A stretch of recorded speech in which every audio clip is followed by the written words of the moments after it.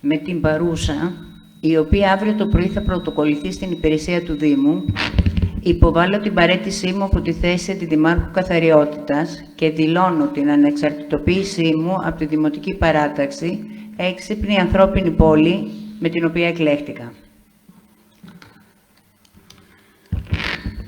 Κατά τη διάρκεια της θητείας μου, υπηρέτησα τον Δήμο από θέσεις αυξημένης ευθύνης ως πρόεδρος της Σχολικής Επιτροπής, Δευτεροβάθμιας Εκπαίδευσης και ως αντιδήμαρχος καθαριότητας, αλλά και ως πρόεδρος της Επιτροπής Ισότητας. Στα σχολεία του Δήμου, με ελάχιστα οικονομικά μέσα, αλλά με σωστή διαχείριση, καθημερινή παρουσία και συνεργασία με την εκπαιδευτική κοινότητα, καταφέραμε να διατηρήσουμε τις σχολικές μονάδες κατά το πρώτο εξάμηνο του 2024 σε μια απολύτως αξιοπρεπή κατάσταση. Ως πρόεδρος της Επιτροπής Ισότητας έδωσα τον καλύτερο εαυτό μου για να δείξω ζητήματα που για χρόνια παρέμειναν στο περιθώριο, παρά το γεγονός ότι η παρουσία μου στη θέση αυτή δεν έγινε αποδεκτή από όλους τους συναδέλφους μου με τον ίδιο τρόπο. Στην καθαριότητα, κατά τη διάρκεια 17 μήνης θητείας, εκ των οποίων 12 μήνες άμυστη, μαζί με τους εργαζομένους της υπηρεσίας, δώσαμε ένα καθημερινό αγώνα κάτω από ιδιαίτερες δύσκολες συνθήκες. Τους ευχαριστώ θερμά γιατί ξεπερνούσαν κάθε ώρα της ημέρας τον εαυτό τους για να κρατήσουν την πόλη καθαρή και να ανταποκριθούν στις ανάγκες των πολιτών, ιδιαίτερα στην αποκομιδή ογκωδών και κηπαίων απορριμμάτων και να κρατούν το Δήμο ασφαλή. Δυστυχώς, διαπίστωσα ότι η ανάθεση θέσεων ευθύνης δεν συνοδευόταν από την αντίστοιχη στήριξη από την πλευρά του Δημάρχου. Και δίκαια αναρωτιέται κανείς γιατί γινόταν.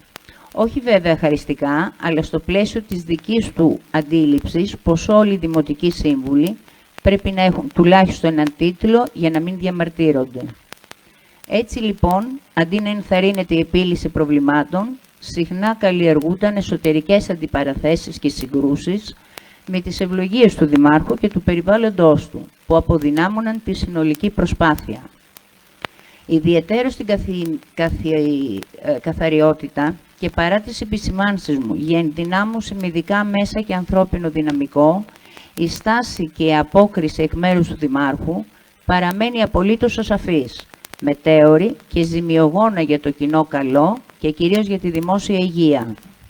Πολλά και σοβαρά ζητήματα έχουν επιληθεί κατά τη διάρκεια της θητείας μου στον τομέα αυτό με υπεράνθρωπες προσπάθειες δικές μου και των εργαζομένων, με προσωπικές παρακλήσεις σε τρίτους και με θυσίες που αντί να επιβραβευτούν έτυχαν προσβολών και αηθών επιθέσεων. Επιπλέον, το τελευταίο διάστημα, δυσώδη κατευθυνόμενα δημοσιεύματα πλήττουν την αξιοπρέπεια και την υπόλοιψή μου και κυρίως βάλουν κατά των εργαζομένων του Δήμου που κοπιάζουν καθημερινά στην καθαριότητα με ιδιαίτερα αντίξωες συνθήκες. Το γεγονός ότι ο Δήμαρχος δεν λαμβάνει θέση για όλα αυτά, τον καθιστά συμμέτοχο και εγώ σήμερα από θέση ευθύνης οφείλω να υπερασπιστώ την προσωπικότητά μου και αυτή των πανάξιων υπαλλήλων καθαριότητας. Δεν θα επιτρέψω σε κανέναν ελάχιστο και ελιποβαρή να παίξει με το ήθος και την ακεραιότητά μου, τη δική μου ή το συνεργατό μου εν προκειμένου στην καθαριότητα. Μετά από 2,5 χρόνια διοίκησης και έχοντας εξαντλήσει τα προσωπικά αποθέματα ποικιλότροπης στήριξης, ανοχής και υπομονής, θεωρώ ότι ο Δήμαρχος εξακολουθεί να λειτουργεί χωρίς ηγεσία, χωρίς πηξίδα. Η εβδομάδα προσαρμογής για τον νυν Δήμαρχο πέρασε με την πάροδο του ενός ημερολογιακού έτους. Πέραν τούτου, κανένα λάθος που επιφέρει ζημία στην τοπική κοινωνία δεν επιτρέπεται. Ο Δήμος ζει και υπάρχει κυρίως χάρη στις προσπάθειες λίγων ανθρώπων της διοίκησης, της συντριπτικής πλειοψηφίας των εργαζομένων και όχι μέσα από ένα συνεκτικό σχέδιο με σαφείς στόχους και προτεραιότητες. Δεν υπάρχει κανένα πρόγραμμα. Ό,τι έρθει και όπως πάει και πριτανεύσουν οι μικροϊδιοτέλειες του περιβάλλοντος του Δημάρχου. Σημαντικά ζητήματα παραμένουν ανοιχτά σε ένα Δήμο που συνεχώς μεγαλώνει, ενώ οι δημότες δυσκολεύονται να διακρίνουν ένα ανεπτυξιακό αποτύπωμα ή μια ξεκάθαρη κατεύθυνση για το μέλλον της πόλης. Σε καμιά περίπτωση δεν υλοποιείται το προεκλογικό μας πρόγραμμα, όταν προτεραιότητα έχουν οι ατελείωτες καλλιτεχνικές εκδηλώσεις και άλλες δαπάνες δήθεν κοινωνικού χαρακτήρα εις βάρος ζωτικών αναγκών όπως καθαριότητας, αλφαστοστρώσεων, πολιτικής προστασίας, πεζοδρομίων, οδική ασφάλεια, παιδικών χαρών, σχολείων και άλλων πολλών. Κανένα κατασκευαστικό έργο δεν εκτελείται αυτή τη στιγμή στην πόλη που να φέρει την υπογραφή του υφιστάμενου δημάρχου.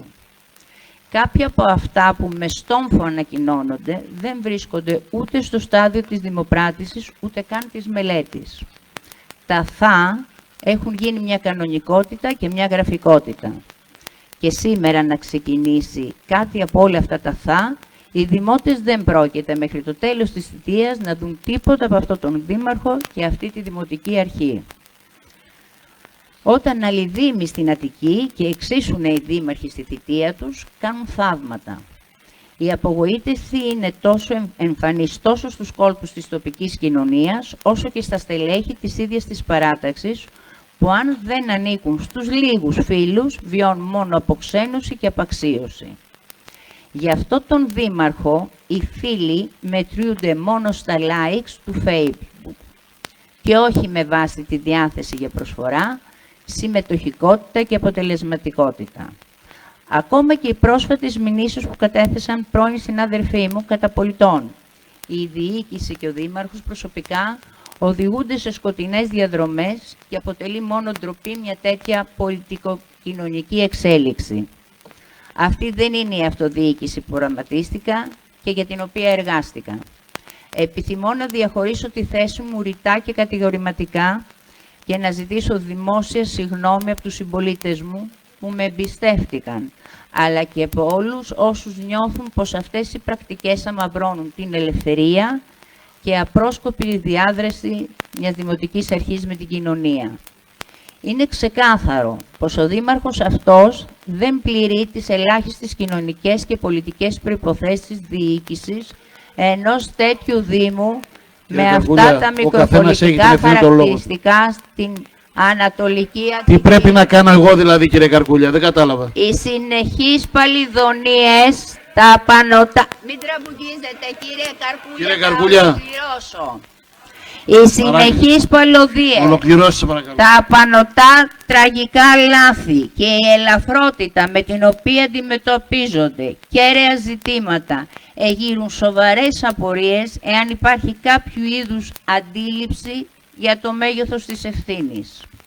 Αποχωρώ από αυτή τη διοίκηση στην κορφή της οποίας κυριαρχεί ο νεποτισμός και ο παραγοντισμός. Αποχωρώ από αυτή τη δημοτική παράταξη με καθαρή συνείδηση, έχοντας τιμήσει κάθε θέση ευθύνης που μου ανατέθηκε και που περισσότερο είχε ως σκοπό τη φθορά και τις δεύτερες σκέψεις παρά την παραγωγή έργου. Η Ανθούσα, ο Γέρακας και η Παλίνη χρειάζονται μια στιβαρή διοίκηση με σχέδιο, προτεραιότητες, λογοδοσία και πραγματική επαφή με τους δημότες. Στο επόμενο διάστημα θα ανοίξει ο δημόσιος διάλογος για μια νέα διοίκηση του Δήμου μας, που αποδεδειγμένα θα αγαπά τις κοινότητές μας και τον κόσμο τους, με χαρακτηριστικά εντοπιότητας και όχι ξενόφερτου σωτήρα. Ο Δήμος Παλίνης χρειάζεται ικανό, αξιόλογο και αξιοπρεπή δήμαρχο, που να τιμά την εμπιστοσύνη των πολιτών και των μελών της παράταξής του. Παραμένω παρούσα στα δημοτικά δρόμενα, με μοναδικό γνώμονα το συμφέρον των πολιτών μου. Με εκτίμηση, Βίκη Κακαμπούκη, ανεξάρτητη Δημοτική Σύμβουλος Παλίνης.